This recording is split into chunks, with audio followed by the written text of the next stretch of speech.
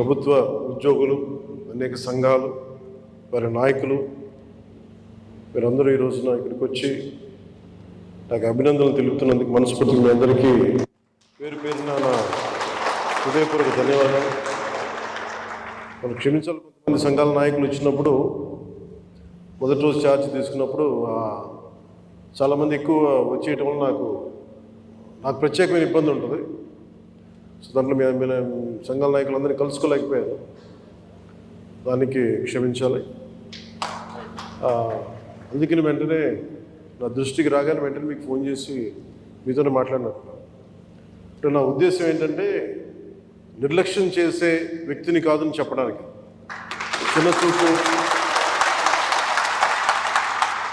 చిన్నచూపు చూసే వ్యక్తిని కాదు. మీ సమస్య నా సమస్య, అది చాలాసార్లు సభలో చెప్పాను. కానీ ఇప్పుడు ప్రత్యేకించి ఛార్జ్ తీసుకున్న తర్వాత మీకు మళ్ళీ మీ అందరికీ తెలియజేసుకుంటా ఉన్నాను. మిమ్మల్ని అర్థం చేసుకునే వ్యక్తిని, మీ సమస్యల్ని పరిష్కరించడం, ఎంత త్వరగా పరిష్కరించడం అనేది నా ఒక్కడి చేతిలో లేదు. కానీ మీ సమస్యల్ని వినగలిగే శక్తి ఉన్నవాడు. ముందు సమస్యని వింటే ఒక పరిష్కారం దొరుకుతుంది. వినటానికి అలసట అందరికీ.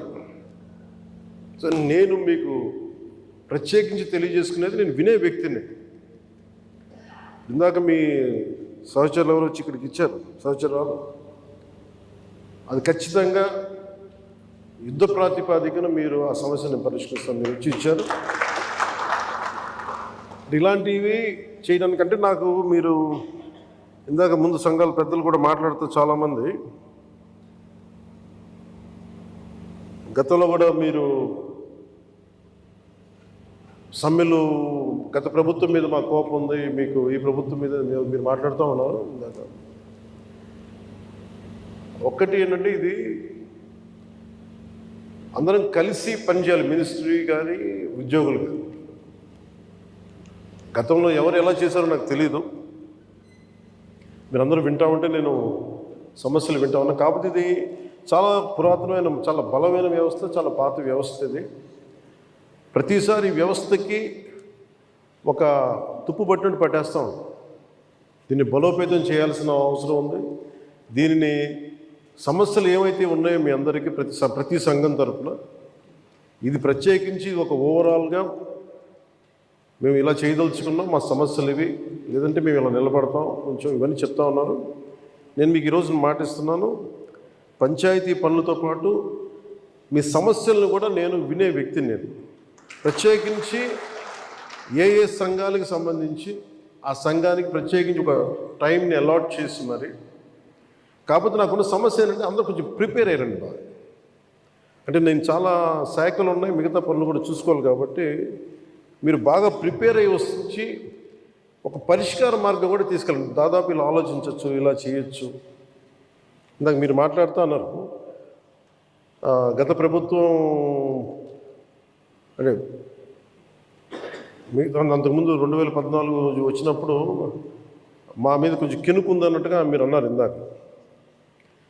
అది అంటే భయపెట్టేవాడికి భయపడతారు, కానీ కొంచెం ఓపెన్గా సహజంగా కొంచెం వినేవాళ్ళతోటి ఎక్కువ ఆ బాధను మేము గత ప్రభుత్వం మిమ్మల్ని అందరినీ భయపెట్టింది,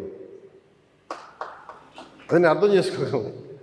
కానీ మేము మీకు భుజం కాసే వ్యక్తులు మేము. ఇది ఒక వ్యవస్థని తిరిగి బలోపేతం చేయాలంటే చాలా చాలా కష్టసాధ్యమైంది. నాకు నిజంగా చెప్పాలంటే ఒకసారి ఇది నేను చాలా ఆనందంగా ఎంచుకున్న శాఖ. నేను ప్రభుత్వ ఉద్యోగ కొడుకుని, ఆ జీతాల మీద మేము పెరిగిన వాడిని. మా నాన్న జీతాలు రాకపోతే మమ్మల్ని స్కూల్ బయటికి పంపించి మళ్ళీ జీతాలు వచ్చిన తర్వాత మళ్ళీ స్కూల్లోకి అలౌ చేసినాయి, అవి కూడా ఉన్నాయి నా సంఘటన. అలాంటి సంఘటనలు ఉన్నాయి. అందుకని కష్టాన్ని అర్థం చేసుకోగలను. అంటే 1వ తారీఖు జీతం రాకపోతే ఏమవుద్దు నాకు అనుభవం ఉంది. అలాగే ఆఖరి వారంలో డబ్బులు అయిపోతే కూడా ఆ పరిస్థితి కూడా నాకు తెలుసు. పొరపాటున మేము ఏదో ఇవి జరిగిపోయినాయి, కానీ మేము ఇలా ఈ సినిమా రంగంలో ఉండటం వల్ల బేసిక్గా చాలా సాధారణ స్థాయి నుంచి వచ్చాం కాబట్టి అన్నిటికంటే కూడా సాధారణ స్థాయి మాకు భగవంతుడి వచ్చిన మమ్మల్ని తీసుకొచ్చిన సాధారణ స్థాయి కష్టాలని మేము మర్చిపోం. అందుకని ఈ రోజున రోడ్ల మీద బయటికి వెళ్ళి ఎందుకు ఆగి ఎందుకు మాట్లాడతానంటే ఆ కష్టం ఎలా ఉంటుందో నాకు తెలుసు. ఇందాక మీరు ఇచ్చిన రిప్రజెంటేషన్ కూడా ఆ కష్టం ఎలా ఉంటుందో నాకు తెలుసు. సో ఇలాంటి స్పందనకి వెంటనే ఉంటుంది కదా. నేను కోరుకునేది అంటే మిమ్మల్ని గత ప్రభుత్వం మిమ్మల్ని భయపెట్టింది. అంతకుముందు ఉన్న ప్రభుత్వంకి మీరు ఏదైనా ఒక నిరసన చెప్పడానికి చాలా బలంగా చెప్పగలిగేవారు. కానీ ఇప్పుడున్న కూటమి ప్రభుత్వం మీకు అండగా నిలబడుతుంది. ఫస్ట్ ముందస్తుగా మేము మీతో గొడవ పెట్టుకోవడానికి ఫస్ట్, ఎందుకంటే బ్యాడ్ బ్లడ్ ఉండకూడదని ఫస్ట్ ఫోన్ చేశాను మీకు. అరే వస్తే నువ్వు కలవలేదండి, నువ్వు కూర్చొని పెద్ద ఆఫీసులను కలుస్తాం, మమ్మల్ని కలవవా అని ఒక చిన్న బాధ ఏదైనా ఉంటుంది. ఎందుకంటే నాకు తెలుసు, మా నాన్న బాధ నాకు తెలుసు. అందుకని వెంటనే ఫోన్ చేశానండి. ఆ కష్టం నాకు తెలుసు. ఇంకా నేను మీకు ఒకసారి ఏమైపోతుంది, అందరూ ఒకేసారి వచ్చేస్తే నేను మాట్లాడలేని పరిస్థితులు తప్ప మీరు 1-on-1 కూర్చొని గ్రూప్గా కూర్చుంటే మటుకు నేను చాలా మీకు ఫస్ట్ వినే వ్యక్తిని. నేను విన్న తర్వాత పరిష్కార మార్గం వెతుకుతాను. సో మీకు గత 10 రోజులు గత ఛార్జ్ తీసుకున్నప్పటి నుంచి నేను రివ్యూలు చేస్తూ ఉంటే ఉన్న పరిస్థితి, మీరు ఉద్యోగాలు లేవు, లేదంటే మనకి పర్మనెంట్ చేయలేదు, లేదంటే కూర్చొని గ్రేడేషన్ మార్చాలి, లేదంటే 2003 మాకున్న ఓల్డ్ పెన్షన్ స్కీమ్ అప్లై చేయాలి, రకరకాల అనేక సమస్యలు ఉన్నాయి. వీటన్నిటినీ చాలా క్షుణ్ణంగా మీ దగ్గరతో వింటారు. కాబట్టి వీటన్నిటికీ మించి మూలం ఆర్థిక మూలం. రాష్ట్ర విభజన జరిగినప్పటి నుంచి ఈరోజు దాకా ఆంధ్రప్రదేశ్ ఇంకా ఉణుకుతూనే ఉంది, ఆర్థికంగా నిలదొక్కుకోలేదు. మేము కూడా ఓటు చీలకూడదు, అందరూ కలిసి రావాలి. ఎందుకన్నామంటే అసలు ఆంధ్రప్రదేశ్కి ఒక బలమైన రాజకీయ వ్యవస్థ ఉంటేనే కింద ఉన్న మనకి పనిచేస్తున్న ఉద్యోగులందరికీ కూడా ఒక భద్రత ఉంది. ఇందాక మాట్లాడుతూ ఉంటే కూడా ఐఏఎస్ అధికారులతో వాళ్ళకు కూడా డిఏలు ఇవ్వలేని పరిస్థితి ప్రభుత్వం. ఒక 90,000 రూపాయలు వాళ్ళకి రావాల్సింది 4% ఇంక్రీజ్ వచ్చింది. మాకు అన్ని బకాయిలు తీసుకుంటారు, 90,000 ఇవ్వాలి, వదిలేశారు. ఇంక రావని చెప్పి వదిలేసాను. ఐఏఎస్ అధికారులు చెప్తా ఉన్నారు. అంటే ప్రైవేట్ వీళ్ళందరూ ప్రాఫిట్ పొందుతూ ఉన్నారు. డబ్బు ఉంది, కానీ డబ్బుని వ్యక్తులు సొంతం చేసుకున్నారు. రాజకీయాల్లో కూర్చొని గత ప్రభుత్వం స్థాయి దాన్ని పెంచేసింది. అది మేము కరెక్ట్ చెయ్యాలి. అందుకని మేము చాలా నిబద్ధతతోటి నిక్కచ్చిగా ఉండే వ్యక్తులు మేము కట్టుబడి ఉన్నాం. సో మీకు మేము మాట ఇచ్చేది కూడా ముందస్తుగా అసలు ఫస్ట్ ఆర్థిక పరంగా అసలు ఎలా ఉంది రాష్ట్రం, శ్వేతపత్రాలు రిలీజ్ చేయబోతుంది. ఆర్థిక పరంగా ఎంత ఏ పరిస్థితిలో ఉంది, ప్రతి డిపార్ట్మెంట్లో ఎంత డబ్బు ఉంది, ఏ డబ్బులు ఉన్నాయి, అసలు ఏమైపోయిన. ఉదాహరణకి పొద్దున్న ఏదో రివ్యూ చేస్తూ ఉంటే నారాయణ గారితో మాట్లాడుతూ ఉంటే అంటే ఏ పరిస్థితిలో ఉన్నాయి చెప్తాను. ముఖ్యంగా మన పిఆర్కి, మన పంచాయతీరాజ్ సంబంధించి 15th ఫైనాన్స్ కమిషన్ అసలు డబ్బు లేదు, మ్యాచింగ్ గ్రాంట్ ఇవ్వలేదు. దాదాపు కొన్ని వేల కోట్లు రావాల్సింది రాలేదు.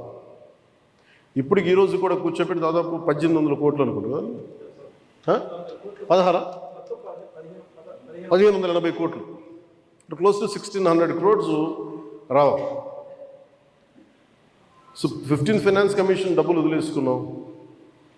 జల్ జీవన్ మిషన్ లాంటిది గోల్డెన్ నిధులు ఉన్నాయి. సో ఏ పథకం, కేంద్ర పథకాలకి ఇవన్నీ చూస్తుంటే కేవలం మ్యాచింగ్ గ్రాంట్ ఇవ్వలేకపోవడం. నేను అధికారులు పొద్దు నుంచి గత రోజుల నుంచి నేను అడుగుతా ఉంటే ఒకటే అడుగుతున్నాను, ఏమైనాయంటే మీ బాధ్యత కదా, మీరు ఎందుకు లేరు ఇట్లా అని అడిగాను. సమస్య ఏమైంది, సరైన నాయకత్వాన్ని ప్రజలు ఎన్నుకోలేనప్పుడు ఇష్టారాజ్యంగా ప్రవర్తించారు. దానికి పర్యావసానమే మనం అనుభవిస్తుంది ఈరోజు. నేను మీకు